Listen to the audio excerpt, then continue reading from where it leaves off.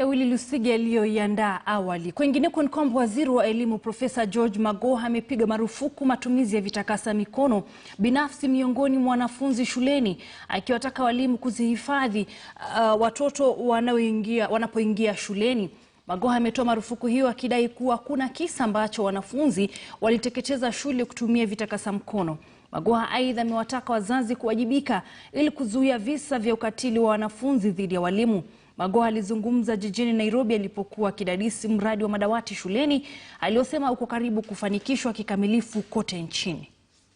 We are very satisfied as a government with the way the process has gone. I have chosen to brief you for now because I can palpate the noise. You have started in your usual manner, saying, so, where is the money? Where are the desks? And yet I believe you know what we are doing, because each time we visit schools, you are with us. But for the purposes of sharing information with you, I would like to state that most of the counties are already approaching 100%. In fact, I will give you the list of the ones that have acquired 100%. But as far as Nairobi County is concerned, every school, both public and primary, got desks. 70 for the primary school and 50 for secondary school. Those desks were fabricated to the highest level of standard, and they were delivered. The last one was delivered last night. So for Nairobi, we have delivered 100%. Payment has been made and is continuing to be made through M-Pesa, which means the artisans are getting money direct into their phones. For Nairobi, we are at 86%. The other 14% is being processed and should be paid by Friday. Having said so, I'll just read for you the top 10 or 12 counties, which is Nairobi as number 1 with 100%. Uasin Gishu is number 2 with 94.7%. And thank God, Siaya is number 3 with 91.5%. Otherwise, I wouldn't have known how to face His Excellency the President. Vihiga is number 4 with 90.08%. Kisumu is number 5 with 88.2%. Nyandarua is number 6 with 84.5%. Nyeri is number 7 with 82.8%.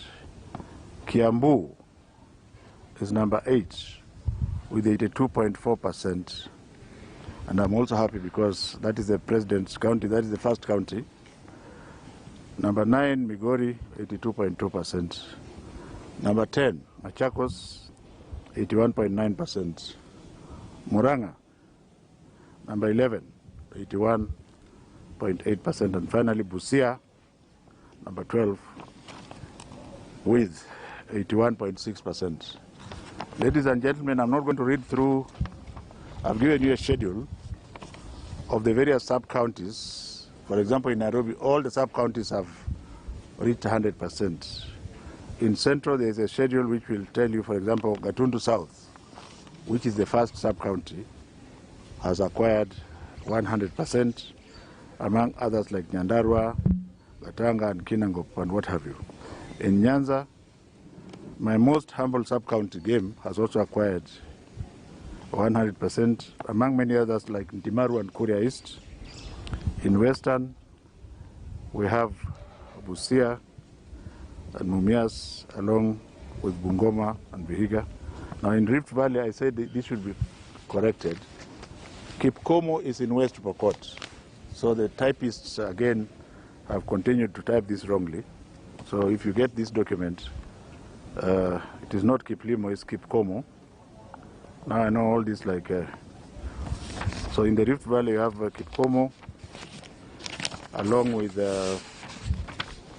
many others, including Molo, Ainabkoi, and Keses. And then just to correct for Eastern, Merti is not in Rift Valley, Merti is in Isiolo. And Merti has also acquired 100%. So as I'm talking to you now, I'm sure these figures have gone up because my officers are in the field.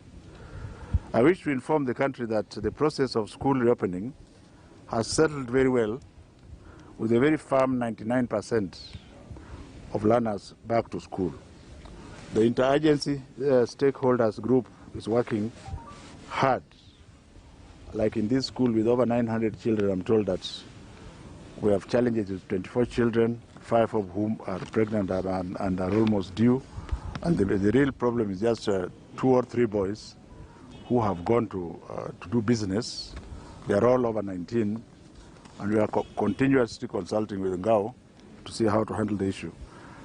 Otherwise, there are also many children from private schools that are moved to public schools, except that for this one I'm being told there was none. It's hard for me to believe, but since it is the fact, then maybe it is because it is in the slums. I will thank God that this school is deep in the slums, and perhaps that's why they didn't come.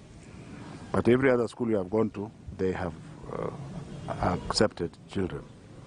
Following the directive of His Excellency the President to the Ministry of Interior and Coordination of National Government in his address of the 57th Jamhuri Day, all chiefs and sub-chiefs are currently mopping children who have not returned to school, with the provision that if children have not returned to a particular school but they are engaged in another school, then they are allowed to settle there.